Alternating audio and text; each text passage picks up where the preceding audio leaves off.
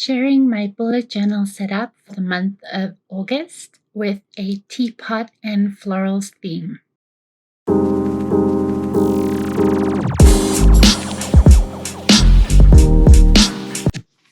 Hi everybody, thank you for joining me today. I am Natasha Miller Creates, and today I am sharing my August bullet journal setup with you. Granted, it is almost the middle of August, but better late than never, and I did set it up.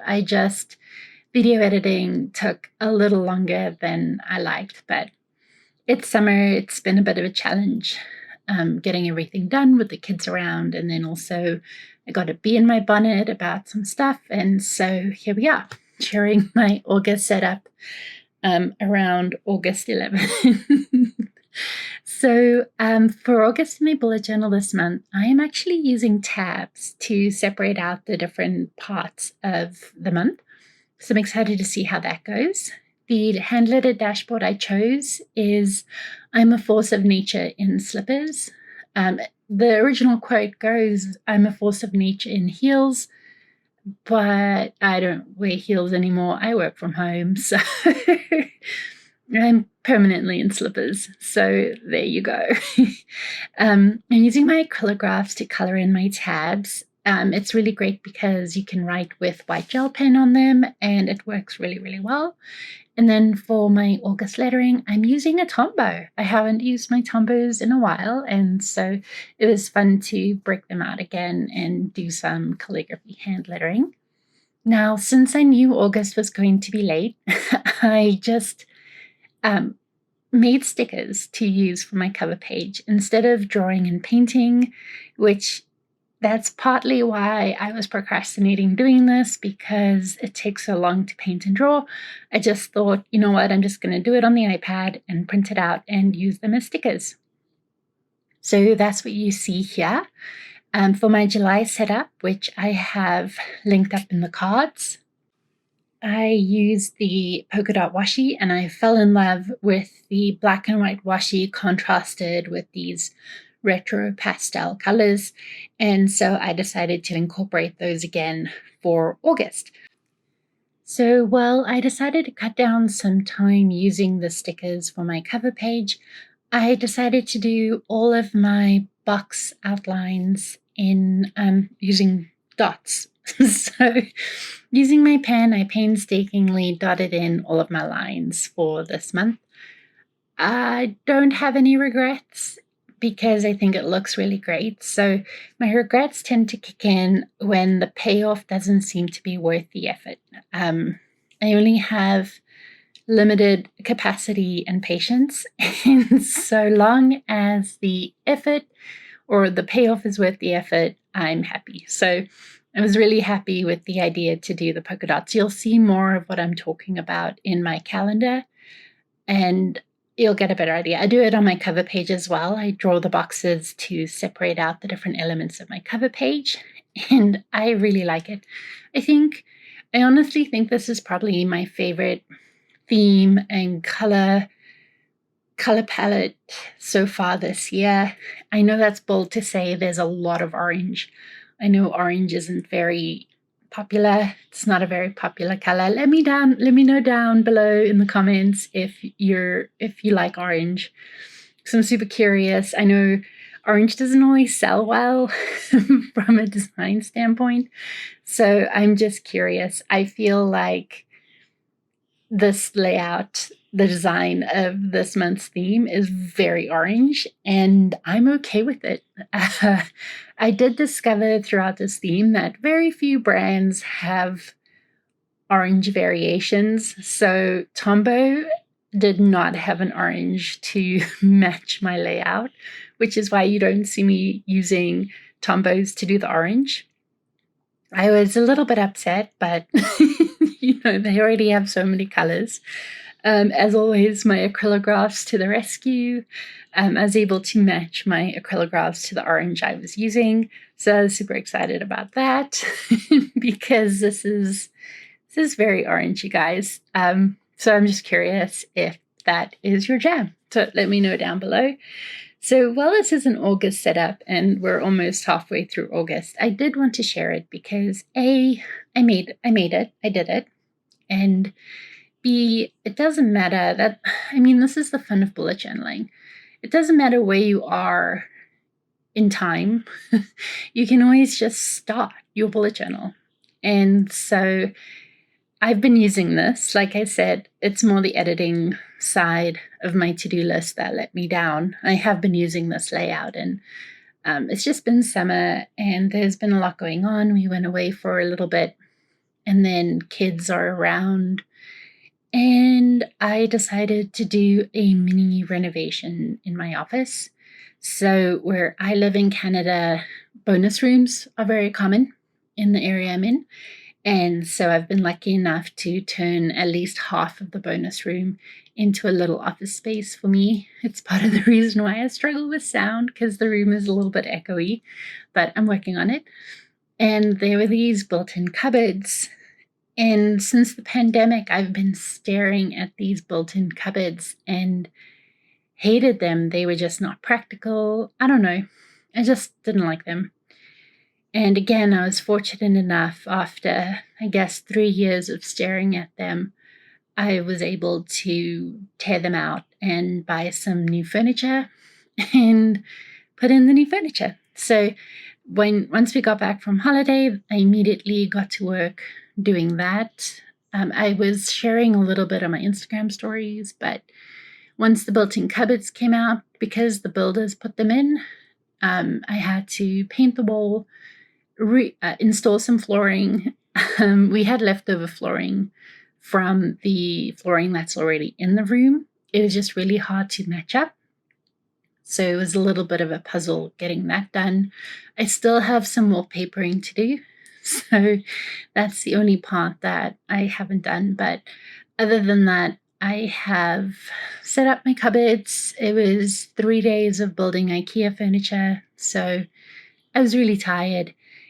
And then once I was done building and cleaning and organizing my office, I realized that I was using that as a distraction.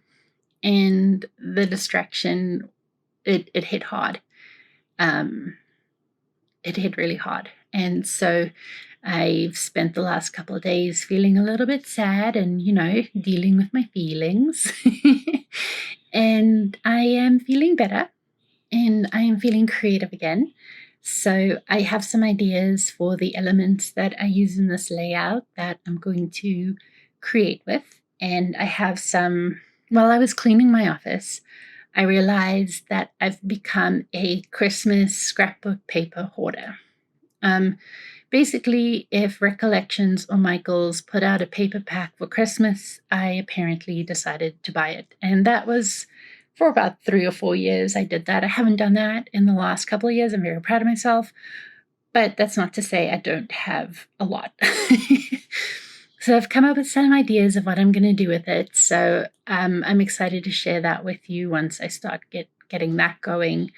I definitely feel my creative juices flowing again and getting back into being creative. I was definitely in a slump there for a while. I forgot to mention that for August, I also decided to rely more on stamping. So I'm using my Studio L2E tall and skinny letters for my stamping. Now, the reason why I absolutely love this set is that it has 2 sets of alphabets. It has a bigger alphabet set and a smaller alphabet set. So this is where I wanted to say that if you're interested in stamping and you're interested in getting a alphabet set for stamping and you're starting out, I definitely recommend getting a set that has 2 different sizes or 2 different fonts or font variations. I know Ali Edwards has some great ones too. Studio L2E is fantastic. It's just so versatile. So what I was able to do was I could stamp out my bigger headings, which you'll see more in my weeklies, and then do the smaller stamps with the letters. And this stamp set has both sides of numbers as well. So I could use the smaller numbers to do my dates and my days. And then, of course, you have the bigger numbers, which I didn't use in this layout, but I, as I mentioned, I definitely have excess, and I find I just keep gravitating toward these more versatile sets where you have multiple ways to use them.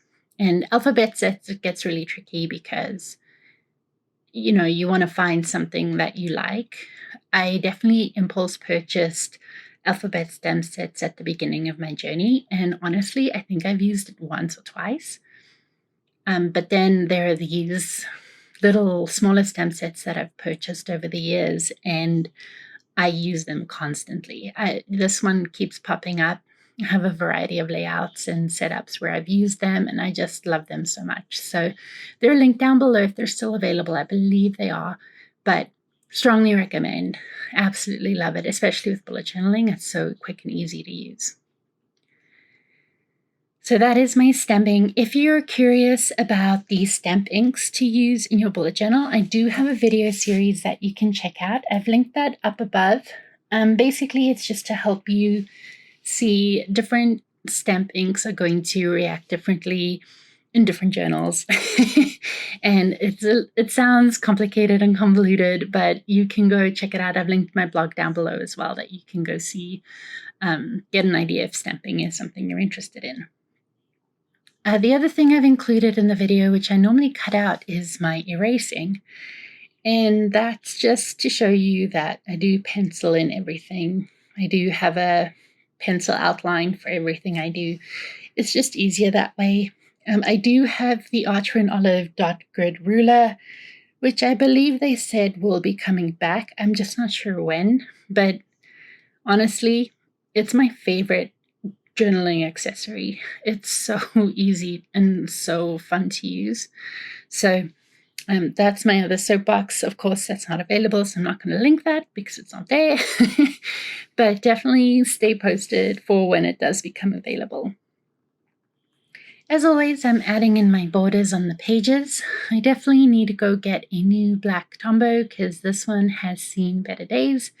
It's running out of ink, but I do like the kind of nature, that worn nature of the pen. It's something that I'm trying to lean into more. So I have a lot of pens that are running out of ink, and I have some great sketching ideas for them. I just haven't gotten around to do it. I feel like my head is full of all these ideas, and my body's like, no, we're not going to do that. I'm sure a lot of you can relate where your brain wants to, and your body's like, no, we're not going to do this. Sometimes my brain, well, one part of my brain says we're not going to do this. So yeah, it's a little bit of that struggle, but like I said, I do feel my creativity returning, which I'm really grateful for and about and with and all the words. So this is where you see me using the bigger alphabet size, and then for the days of the week you'll see me using the smaller one. The ink I'm using in my journal is the VersaFine pigment ink for fine detail. Pigment ink sits on top of the page, so it takes a little bit longer to dry, but it doesn't bleed through the pages. This is a Archer and Olive 160 GSM notebook, so it's not really an issue. Majority of inks hold up quite nicely, so yeah. But like I said, I've tagged that video that you can go check out and see, compare what notebook you have and what ink's going to work best for you. So whenever I do stamping like this, I'm always playing a game in my head. My goal is to touch every letter only once. So only touch M once, only touch O once, only touch N once. But I actually ended up setting up the rest of the month, so the full month of August done. And by the second week of August, I got it down. I managed to do it without going back and forth picking up letters for the stamping. And I was very proud of myself. If you're a stamper, you know what I'm talking about. If you don't know what I'm talking about, it's just the games I play in my head. Same thing when I was doing the dot outlines for my days of the week. I was listening to music and I was challenging myself to get whatever the line done before the end of the song, or whatever the case may be. I was doing the same when I was building IKEA furniture. I would challenge myself to build a drawer, and it took me a song and a half to build a drawer. I also made a lot more mistakes when I started doing that. So it ended up being 2.5 songs per drawer, but I digress. I do the same for these dots that I made.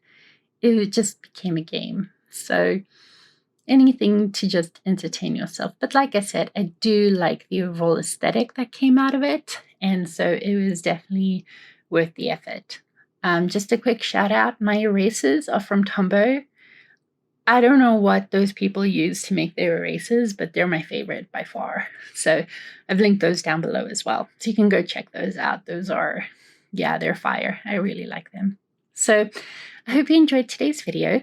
One more thing I wanted to mention, I am in my new bullet journal. So my next video that'll be posted will be setting up a new bullet journal for the rest of the year. So I'm really excited to share that with you. Thank you so much for your patience while I kind of dropped off the face of the earth for a little bit there. Just needed to recharge and just work through some personal family stuff that's been going on. Like nothing too traumatizing or devastating, but just enough to kind of slow me down. So let me know if you have any questions about anything I put together in this video. If you've made it this far, thank you so much for sticking with me. And again, the biggest thing I would like to know is your thoughts on the color orange.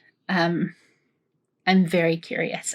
This is the second setup where I've used orange outside of Fruit Bowl, and so I'm super curious where the community stands on the color orange. So let me know down in the comments below.